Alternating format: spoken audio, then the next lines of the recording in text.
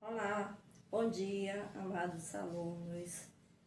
Dando continuidade à nossa aula sobre a sociologia do desenvolvimento, hoje nós vamos estudar as abordagens e perspectivas de desenvolvimento. Nas economias de mercado, a produção e a distribuição de mercadorias são idealmente reguladas pela lei da oferta e da procura. A autorregulação do mercado, que é a lei de oferta e da procura. Para os economistas liberais, o livre mercado ele existe quando compradores e vendedores transacionam bens, produtos ou serviços, ou seja, quando existe uma produção excedente que é disponibilizada numa relação formal de troca. O mercado será competitivo quando existirem muitos compradores e vendedores. Abordagem perspectiva de desenvolvimento. Nas economias de mercado, a produção e a distribuição de mercadorias são idealmente reguladas pela lei da oferta e da procura, e sua eficiência é responsável pelo crescimento econômico. Segundo essa perspectiva, o conceito de progresso é avaliado pelo aumento da produção de riqueza, viabilizado pelo mercado e medido pelo dinheiro. Para os economistas liberais, o mercado funcionaria de forma independente das instituições responsáveis pela coesão social e pelo bem-estar dos indivíduos. Por isso, dizem que esse mercado é autorregulado. É a lei da oferta e da procura. Assim, bastaria que um país adotasse políticas corretas de mercado para alcançar de modo linear o mesmo estágio de desenvolvimento desfrutado pelas grandes economias mundiais. Do ponto de vista da sociologia, o mercado é apenas uma das instituições de que uma sociedade precisa para existir. As instituições responsáveis pela socialização garantem que, quando algum cidadão não for capaz de prover sua existência ou de seus dependentes, diferentes redes de sociabilidade atuarão para evitar sua destruição. Essas redes não funcionam conforme as leis de mercado, mas são reguladas por princípios de reciprocidade mediados pelos diferentes laços sociais.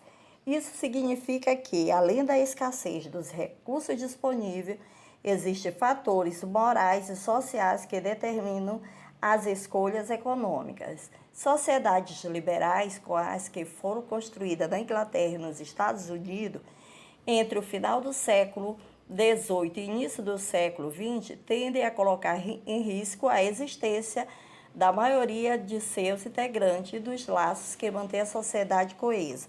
E, historicamente, podemos verificar que, no período imediatamente anterior à Primeira Guerra Mundial, o sistema econômico estava em conflito com os mecanismos de autoproteção da sociedade. Como nessa fase a instituição de regulação social e os laços de reciprocidade estavam enfraquecidos, a concentração de renda e o aumento progressivo da desigualdade social reduziram os meios de assegurar as condições mínimas de vida para todos. Esse fenômeno foi estudado por Karl Polanyi da década de 1940. Com as sociedades em crise, situação evidenciada pelo número crescente de pobres e miseráveis, tornou-se necessário impor limite à autorregulação do mercado. Como resposta a esse desafio, surgiram propostas de planejamento da economia pelo Estado. Pela via política, foi possível reintroduzir na dinâmica do mercado os princípios de sociabilidade capazes de evitar a autodestruição da sociedade capitalista.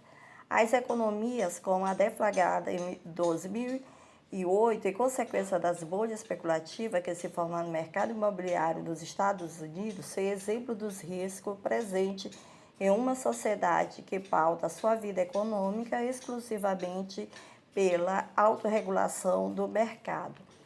A crise inaugurada com a quebra da Bolsa de Valores de Nova York em 1929 teve como resposta a adoção do planejamento econômico pelos Estados Unidos, país símbolo do liberalismo econômico no mundo. A política de intervenção pública na economia estadunidense foi batizada como New Deal, ou seja, Novo Acordo, e tornou-se o modelo de resposta capitalista à crise. A intervenção do Estado consistia em medidas como o aumento de gastos públicos, o controle dos preços da produção e a redução da jornada de trabalho, a fim de abrir novas vagas para a massa de desempregados. A sociedade aprendia pela experiência de crise econômica que o mercado por si só não era capaz de prover o desenvolvimento. Os fundamentos teóricos do novo acordo eram inspirados no modelo proposto pelo economista britânico John Maynard Keynes, 1883-1946, que era favorável à intervenção do Estado na economia, com base em uma teoria não ortodoxa, mas sem abrir mão dos princípios do capitalismo, como propriedade privada e trabalho assalariado. O pensamento keynesiano predominou nos Estados Unidos, na Europa e em outras partes do mundo. Conforme o pensamento keynesiano, o Estado deveria agir em 3 áreas interligadas. A primeira área, na economia, que coordenaria a produção capitalista, estimulando a poupança, promovendo o desenvolvimento econômico, corrigindo possível distorção do mercado, bem como garantindo o pleno emprego e controlando o setor estratégico para o desenvolvimento nacional, como telecomunicações e petróleo. Na área social, promoveria políticas públicas que garantiriam ao cidadão acesso universal aos direitos sociais, como educação e saúde.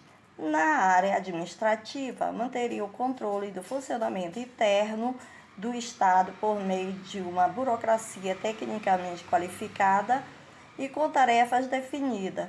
Como consequência, o desenvolvimento passou a ser compreendido como algo mais amplo do que o simples crescimento econômico, envolvendo transformações econômicas, sociais e políticas mediadas pelo Estado. Num plano ideológico, na Guerra Fria, esse projeto de fortalecimento das economias de mercado a partir do Estado visava conter a expansão socialista, que, pelo caráter planificado de sua economia, não sofreu tanto com as crises econômicas que abalaram o mundo capitalista no entre-guerras. O desenvolvimento era o meio de fortalecer os países do bloco capitalista e impedir o avanço do bloco socialista. Após a Segunda Guerra Mundial, o êxito das políticas keynesianas inspirou diversas teorias de matriz liberal capitalista sobre o desenvolvimento, todas referenciadas da história euro-americana. Uma delas foi a teoria estrutural funcionalista, construída entre os anos de 1950 e 1960. Essa abordagem, que também possuía caráter linear e evolucionista, tem no economista e político estadunidense Walt Whitman Rostow, 1916-2003, um dos seus principais representantes. Guerra Fria. A Guerra Fria designa o período situado entre o fim da Segunda Guerra Mundial, 1945, e a extinção da antiga União das Repúblicas Socialistas Soviéticas, em 1991, no qual Estados Unidos e União Soviética disputaram a hegemonia política, ideológica, econômica e militar no mundo. O adjetivo fria refere-se ao fato de o poderio nuclear das duas superpotências de impedir um confronto direto entre ambas. Entretanto, houve vários confrontos indiretos, como as guerras da Coreia, que ocorreu em 1950 e 1953, a Guerra do Vietnã, que ocorreu em 1959, 1975, e a Guerra do Afeganistão, 1979-1989. E aqui nós encerramos a aula de hoje. E na próxima aula nós vamos estudar as chamadas teorias do subdesenvolvimento. Tchau e até a próxima aula.